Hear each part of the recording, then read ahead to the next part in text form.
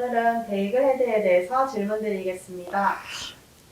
이런 성형, 이게 성형이라고 말하기도 그렇고 참 그런데, 이 베이글을 연상하게 한다고 해서 베이글 머리라고 부르는 이 베이글 헤드라고 부르는 게 이게 캐나다 출신의 한 예술가가 고안을 했대요. 그래서 이 바늘을 통해서 생리 식염수를 여기다 집어 넣는 건데, 한국 기준으로는 약간 의료법 위반도 되겠지만 약간 기괴한 성형이 되겠죠. 이분들이 한다면.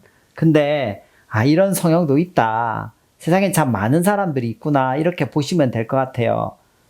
여러분들이 이해하실 수 있을지 모르겠지만, 실제로 굉장히 오래, 한 30년쯤 전에는 피어싱이란 걸 이해를 못했어요. 아무도. 그걸 왜 하지? 예를 들면 인도 사람들 코에 이런 거, 저걸 왜 하지? 저 사람 좀 이상해. 우리가 이렇게 생각했었단 말이에요. 그런데 이제는 우리 주변에 피어싱도 하고 문신도 하고 그런 사람들이 있잖아요. 그래서 이런 것도 있을 수 있다. 좀 오픈된 마음으로 봐줬으면 좋겠어요. 제가 이걸 찬성하는 사람도 아니고요. 그리고 누가 이걸 하러 와도 제가 해드리지도 않을 거예요. 그렇지만 많은 세상에는 이런 분도 있구나. 이 캐로피란 예술가가 여기 생리 식염수를 넣어서 약간 이렇게 빵빵하게 되는 걸 만든 거예요. 그래도 다행인 게 여기 들어간 게 어떤 파라핀이나 이상한 불법 필러가 아니라 생리 식염수기 때문에 몇 시간이 지나면 빠질 거예요. 그런데 문제가 있어요. 어떤 문제가 있느냐? 이게 지나치게 많은 양이 팽윤되어서 너무 많이 들어가게 되면 이 살이 죽을 수가 있어요. 괴사가 될 수 있어요. 그래서 이게 무작정 좋다. 그건 아니에요. 한다면 아주 조금 안전하게 이루어져야 되는데 그건 모르겠어요. 젊은 분들은 이걸 좋게 받아들일지 나쁘게 받아들일지는 각자 인생관이 결정할 노릇인 것 같고, 자, 이분은 팔에다가 뭔가를 했어요. 나중에 나올 거예요. 팔에 어떻게 했냐면 팔에다가 요렇게 여기를 더 통통하게 만들었죠. 그래서 여기를 보면 이쪽이 훨씬 통통해졌죠. 오른팔에 비해서 왼팔에 여기가 굉장히 통통해져 있는 걸 볼 수 있어요. 이것도 이분의 인생관인 것 같아요. 이쪽도 아마 한 것 같아요. 그런데 좋다 나쁘다를 떠나서 이분은 이런 느낌이 좋았다 이렇게 보시면 될 것 같고, 이분은 또 어떻게 만들었냐면 아까 그걸 하고 난 뒤에 가운데를 이렇게 쑥 눌러서 정말 베이글 모양을 만들었어요. 약간 행위 예술적인 느낌. 그리고 자세히 보면 이분은 이마에만 한 게 아니죠. 광대뼈 있는 자리에도 했어요. 요런 것들이 보이고 있고, 그렇다고 우리가 이분의 피어싱을 윤리적으로 나쁘다고 할 수는 없잖아요. 그리고 자세히 보면 이분은 그 식염수가 들어가는 유입구가 4개 정도 보이고 이제 어딘가 4군데쯤 했다는 얘기인 것 같아요. 자, 아까 그분과 이 다른 분이 이렇게 한 거고, 물론 생리 식염수가 이쪽까지 내려서 이쪽 눈은 좀 그렇죠. 이분들은 이걸 그냥 약간 행위 예술 그런 쪽으로 보고 있는 것 같아요. 저도 절대로 추천하진 않습니다. 그냥 이런 게 있다 정도로만, 넓은 세상에 이런 게 있다 정도로만 아시면 되고 생리 식염수를 쓰시면 되고, 문제는 이 바늘이 깨끗하지 않았거나 적당한 소독이 되지 않았을 때 염증을 일으킬 수 있고요. 생리 식염수를 우리나라에서 생리 식염수가 되게 싸요. 하지만 유럽이나 미국에서 생각보다 꽤 비쌀 수 있고요. 그 다음에 피부 소독이 제대로 되지 않았을 때 문제가 될 수도 있고요. 그 다음에 말씀드렸듯이 너무 많은 양이 들어가면 피부가 죽을 수도 있어요. 그러면 여기가 새카매지거나 하얘지거나 그런 여러 가지 반응들이 일어나게 될 거예요. 그런 것들이 여러분에게 반드시 좋다, 나쁘다를 얘기하긴 그렇고 이런 게 있다 정도만 그냥 봐주는 식으로 봐주셨으면 좋겠어요. 질문 받을게요. 이마에 주사한 식염수는 시간이 지나면 체내에 흡수된다던데 맞나요? 맞아요. 이분들이 하고 있는 건 실제로는 필러하고 비슷한 거예요. 그런데 필러는 바늘을 통과해서 들어가지만 안에서 뭉쳐지게 되어 있는 젤리 성분의 히알루론산 젤리라고 생각하시면 되는데, 식염수는 젤리가 아니죠. 그냥 물처럼 흘러요. 그러니까 이렇게 크게 넣을 수밖에 없어요. 대신에 이분들은 좀 그걸 즐기고 있는 것 같긴 해요. 다른 부작용이 생긴다면 어떤 것이 생길까요?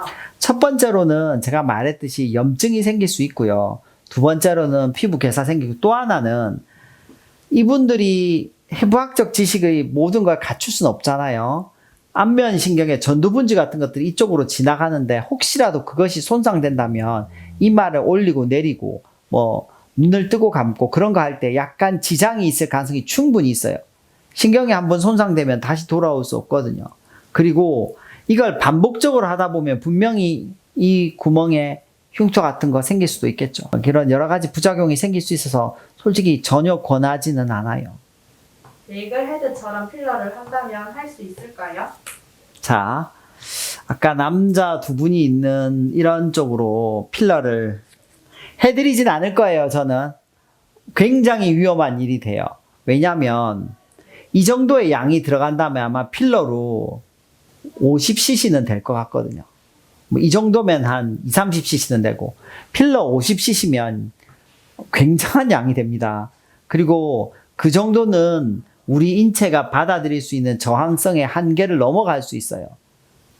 그래서 되도록이면 필러로도 안 했으면 좋겠습니다. 필러로 저는 안 해드릴 것 같아요. 하루만 필러 효과를 보고 싶다면 식염수로 필러처럼 시술해봐도 되나요?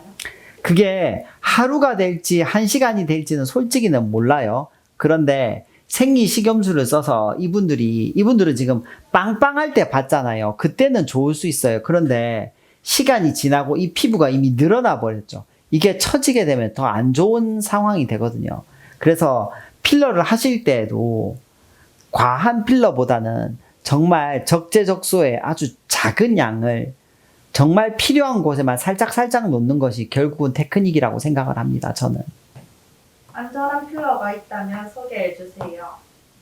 100% 안전한 필러는 없는 것 같은데요. 안전해지기 위한 방법이란 걸 생각해 본다면, 첫 번째로는 소독을 잘하고, 두 번째, 너무 많은 양을 넣지 않고요. 그리고 또 중요한 게, 그 이전에 어떤 필러나 지방이식이나 실리프팅 같은 걸 한 적이 있는지 환자하고 대화해 보는 게 매우 중요해요. 이물질이나 이물 반응이 생긴 환자들하고 얘기해 보면, 뭐 어떤 필러 언제 맞았고 어떤 필러를 그 위에 바로 놔서 문제가 됐다는 사람들이 되게 많거든요. 보통은 필러가 그렇게 고가가 아니니까 대충 이야기하고 넘기는 경우가 많은데 좀 꼼꼼히 얘기해 주면 서로 좋을 것 같아요. 안전한 필러라기보다는 안전하게 하기 위해서는 환자하고 대화가 충분히 필요하고요. 그 다음에 또 좀 좋은 필러 써주면 좋은 것 같고요. 그렇지만 양은 최소로 해주고요. 그러면 좋을 것 같아요. 국산 필러도 좋은 필러라면 수입 필러를 맞지 않아도 될까요? 돈을 생각 안 할 수는 없어요, 비용을. 그런데 굳이 비교하자면 저는 제 몸에 놓을 때 국산 보톡스를 쓰거든요. 보톡스는 국산과 외산이 그렇게 차이가 크다고 생각하진 않아요. 물론 외산이 조금 더 좋을 때가 있어요. 그건 뭐 역사가 오래됐고 만든 지도 오래됐잖아요. 근데 필러는 아직 그 기술 차이가 꽤 많이 난다고 생각합니다. 하지만 주비덤이나 레스틸렌 같은 꽤 고가의 필러를 막 얼굴 전체에 놓으려면 너무 많은 비용이 되니까 환자분들이 저렴한 필러를 사용하고자 하는 욕구는 충분히 이해가 가요. 저도 국산을 많이 권할 때도 있고요. 하지만 이게 그 환자를 위해서 정말 좋은지 안 좋은지는 고민을 해봐야 돼요. 단순하게 비교하면 이래요. 얼굴 전체에 싼 필러로 50cc를 맞을 것이냐, 그렇게 놓지도 않겠지만 좋은 필러로 5cc를 맞을 것이냐, 이런 걸 서로 같이 판단을 해야 된다고 저는 생각합니다. 감사합니다. 감사합니다.